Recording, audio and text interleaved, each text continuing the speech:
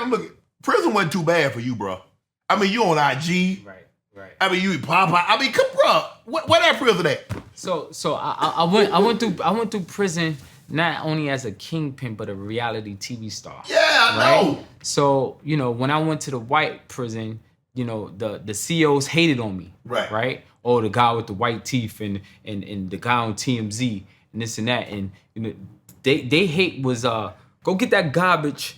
And Mr. Harris, take that garbage and take it to the top of the hill, like, and laugh to their thing, right? And I'll be like, I'll curse to say something on my breath, and I wouldn't do it, right? So they call themselves discipline me. But when I moved to the camp, now the federal camp don't have no gates around. Right. People getting furloughs. Furloughs if you could go home for 28 hours, 48 hours and stuff like that. And it's black people, young black people, hip hop people. Yeah. So they like, yo, what's up, man? Oh, yo, you want to go to a concert? Here, I'm gonna call Remy Ma. Let you go to Remy Ma because she's performing in Atlantic City.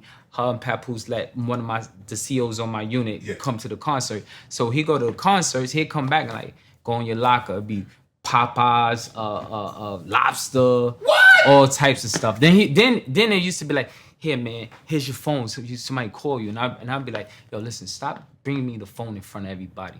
Right. So it was very, very, very, very relaxed in that sense. But at the same time, one of the hardest thing I had to deal with is watching my kids grow up through prison. Right. So nothing superseded that right there. I think for me that was the hardest part. And every visit, my kid kept asking me, Dad, when you coming home? Right. When you coming home? And every time I said soon. And it got to a point where they got tired of hearing soon. They want to know a date. Did you ever tell don't bring him back. I don't want him to see me like this. No. I don't want him to see him back. No, I think I never said that because I still wanted that connection. Okay. Right? And I still wanted to be involved in their life as much as possible because I see when men not involved in their children's life, sometimes a kid be bitter. Right. They feel they have that abandonment issues. Mm-hmm. And I just wanted to reassure my kids that I love them. Right. Right? And anything I could do for them from there was just sound advice or a gift or something to ease the pain. Right. I want to make sure I do that. Right. And, my children, mothers and my wife, they did a great job of keeping that connection. Mm-hmm. Was it difficult to see your wife on the internet? I mean, you're in jail and you... Yeah, every day I'm in the bathroom. I'm on the toilet in the bathroom looking through IG. Yeah. And I'm watching her in Dubai. I'm watching her live her life. And you're like, whoa, I need you home. I need you miserable waiting on me to come back. So I'm like, wait, why are you going to all these places without me? We're supposed to have this experience together. Yeah, right. Right? So I'm there hating, and I'm calling. I was a big hater, right? Then I said, forget this phone. I'll go to my bed and just punch my bed and be like, when I get out, I'm going to all these places. Right. Listen, come on. I'm like, you coming now? You gonna watch me go? Like, right. I'm going. Right. And I fulfilled that. I went to Dubai. I've been to Africa a few times, and I've been to. I got my passport stamped up. So those was one of the promises that I made was to see the world. Right. Because Harlem was our world. Right. We didn't really know too much, outside of Harlem. So, man, it's a big world out there. So was there anything pop off in prison like you like, man, I gotta watch my back. I gotta make I mean, I had some people that was jealous because they just how I was living in there. Right. They felt like I was getting special treatment. They felt like, Were you? Yeah, I was. Well, you was so hot. Of course they gonna feel some type of way. But I feel like don't be a hater. Like be a part. Like join. Come on, come on, man. Get your plate. Come eat with me. Right. You ain't got it. Like it's enough for everybody, and I will make it enough for everybody. Right. So but you have some people. I ain't no groupie. I ain't this. That's the first thing when someone they might be a fan. Right. But they rather not be a groupie. Right. Than to look like a fan. Well, you know what? That's one thing I can say about you, that you real. Because when I reached out to you and I was like, bro, can I send you something? You're like, oh yeah, bro, I'd love to. I want to try it. And then, I mean, we hadn't really, at that point in time, we had never met. Right. I just said, can I send you this? And that's all I said. Can I send you this? I want you to try it. You're like, yeah.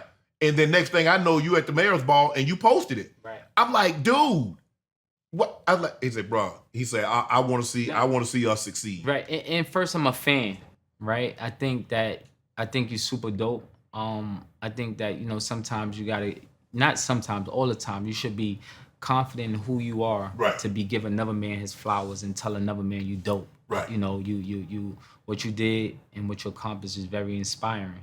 And if I can be a little piece of help or to assist you, to promote you, to do anything, it don't cost me nothing to shout you out and support your Why business. don't we do that enough? Why us? I'm talking about us. This is a conversation between you and I, black man to black man. Why is it that we can't see that? Why can't? Well, and sometimes I've read a quote that says jealousy sometimes isn't about somebody you having something that somebody else wants. Sometimes jealousy is about them not wanting you to have it at all. Right. I think we do too much with competing with each other. Right. Right. We think that it's not enough for all of us to eat. But it is. It is. There's plenty of money out there. I think a lot of people got like trauma. Right. Like, where they how they was raised or grew up that everything is like this. They don't know if you give, God gonna bless you. Right. Right. So they like everything is like this. They holding on to everything. They want everything for themselves. But when you give and you're able to change people's lives and put food on people's table or create opportunities, that's a different type of love. Right. Different type of respect. Mm-hmm. So, I don't know, man. I encourage I don't like stingy and selfish people around me. I tell you, if I start to see them traits in you, I get away from you real quick. Wow. So what was the prison food like? Oh, it was disgusting. It was definitely disgusting. But again, when I got to to New Jersey, Farrington, the camp, we had black cooks, so they put the seasoning on it. So they put the seasoning on it. So it again, for someone that don't have a family, that don't have anything going on, I'm pretty sure it's easy for them. Right?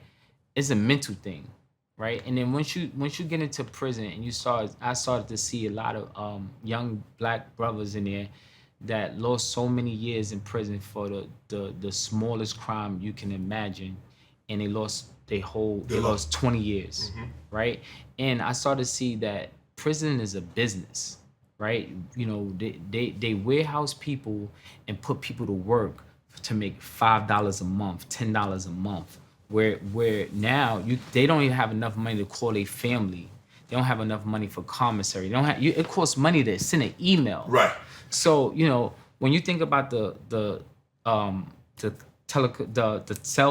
phones and all the commissary and stuff, they making a lot of money off these people. And every time people get out, you notice they do big indictments. Right. Big indictments because they got to fill these prisons back up. They don't want these prisons empty. Right. They don't want them empty. And I got a chance to work in Unicor, and I was working cleaning AT&T products. Right.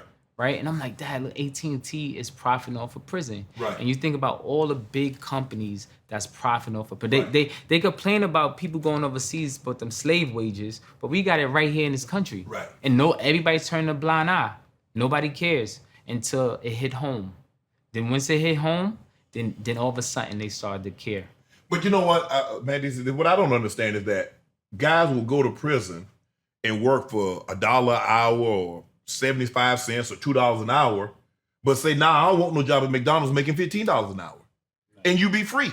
Right. Now, you make $2 an hour, incarcerated, and you're not free. They tell you when to go, where to go, what time to get up, what time to go to bed for $2 an hour, but you don't want to work for $15 an hour at McDonald's. That's beneath them. Right. What's that mentality? What's that mindset? I think that's social pressure. Social pressure of guys wanting to be the man, right? And they feel like they're never going to succeed getting $15 an hour. When you have the movies that we watch, the El Chapos and the King of New York and all that, they'd rather take that route than to be with a mop and a broom for the next 5 or 10 years, or to something, it's uncomfortable for them. And for me, there's a lot of challenges. They just got to challenge it. Right. You know what to do.